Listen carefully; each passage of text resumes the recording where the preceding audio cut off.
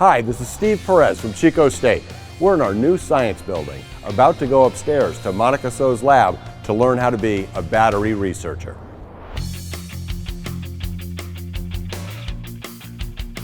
Dr. So. Hi. Is it okay if I call you Monica? Yes, of course. Yeah, we've met a couple of times, but I've heard so much about what you're doing in your lab. So you're working on batteries, you're trying to create new batteries, you're trying to make batteries work better. What are you doing in your battery research lab? We are trying to create cheaper, safer, and greener batteries using these innovative new materials for lithium-sulfur batteries. These are not like the lithium-ion batteries that we're using in our cell phones and our laptops these days. They're the next generation type of batteries. Wow. Yeah. So what do you do? How are we trying to do this? Well, we have 3 different parts to this research. We have computational research, which helps us predict and design new materials that could go into the batteries. The second part is to make and test these materials.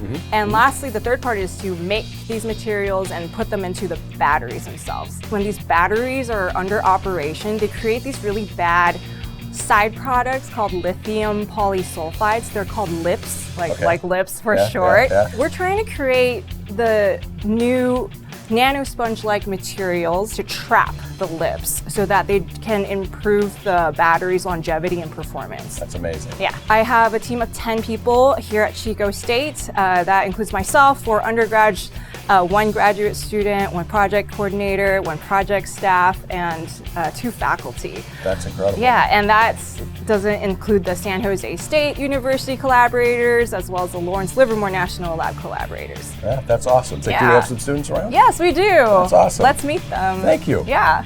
All right, so here's the thing. I don't know very much about batteries at all. I know they help run things that I've got. I don't know what makes them burn out faster than you want them to, but I hear you all are doing something to make them better. What part of the battery research project do you specialize in? I study the electronic properties of the MOF that we're trying to incorporate into the battery. Okay. We're trying to incorporate 2 layers of defense into the battery, one being the cathode side, and then one being in the interlayer of the battery. Yeah. And with these 2 layers of protection, the idea is that as the lithium polysulfides travel through the battery, they will stop them and prevent them from building up. All right, so I'm looking at this picture here, and I can't tell what I'm looking at. What are the materials that go into making up a battery?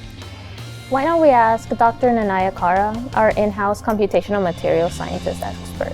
I got to talk to you because I was asking about what materials go into a battery. Yeah, so when thinking about how a battery works, it's all about the back and forth movement of electrons, which allows the battery to charge and discharge. Okay. So to make this to happen, we need a pair of elements from the periodic table. Okay. Do I just pick them at random? No. So the elements we pick, one should be able to easily give up electrons, like lithium.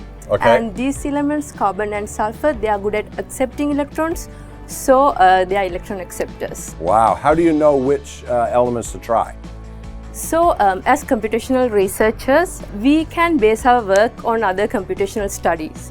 Using advanced software, they have carried out simulations to see how different combinations of metals, carbon, sulfur and lithium, how they might behave in a battery. Laila will show you some of the best candidates we have picked, like nano sponges she's working on. I'm Layla Monroe. I'm a battery researcher here working under Dr. So, and I make the metal organic framework part of the MOF.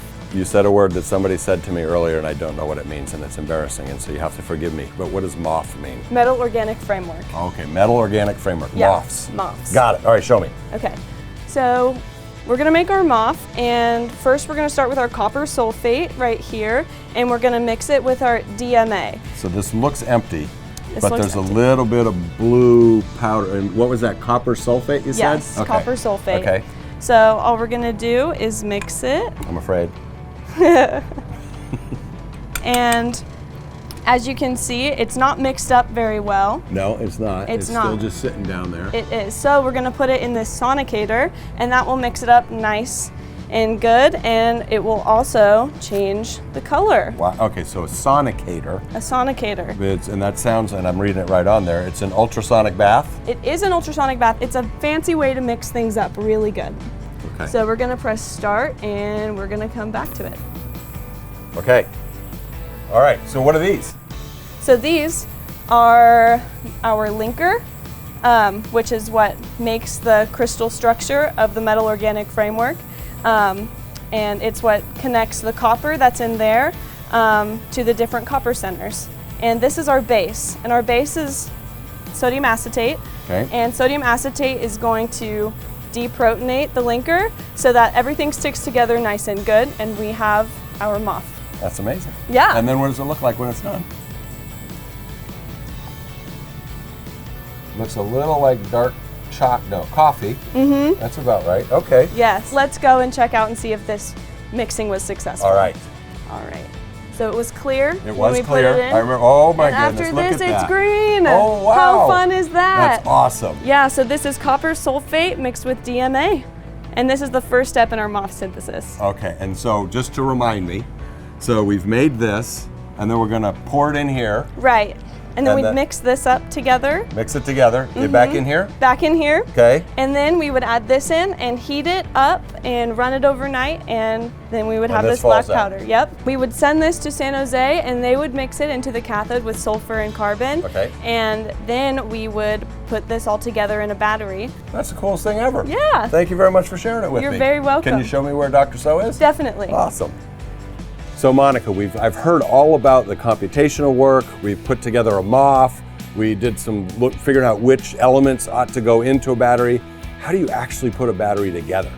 That's an excellent question. That's why we're here at this glove box. The glove box is necessary because to assemble the battery parts, we need an environment that is free of oxygen, that's free of water, because these two things, if contaminating the battery parts, will decrease its performance in its lifetime. So we have to assemble it in a glove box and then take it out for testing. That's amazing. So it would counteract all the work that you're doing the research to do if we didn't do it inside here. Yes, these first 6 layers are already in the glove box, and Right. you're gonna basically put this last layer on and punch the cell together, and then we'll be done. Oh my with the goodness. battery.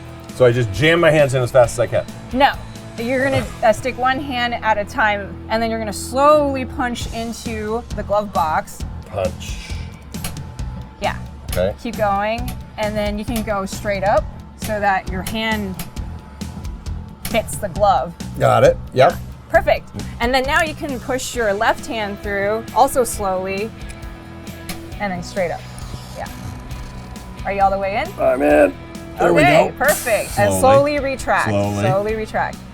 Okay. Okay, great. Now you have to use that jig in the floor of the glove box to assemble that last layer onto the lithium sulfur coin cell battery. Okay. With your right hand, you should hold and then slowly push that down. Yes, there you go. There you go, perfect. Woo! Yeah, and then that's your coin cell battery. This has been such a wonderful day learning how to be a battery researcher here in Monica So's lab. It is unbelievable what you do here. Thank you so much, Monica, for sharing it with me. Absolutely. Thank you all for showing me what you do and the path-breaking research that you're doing here at Chico State. This is how we do and dare at Chico State.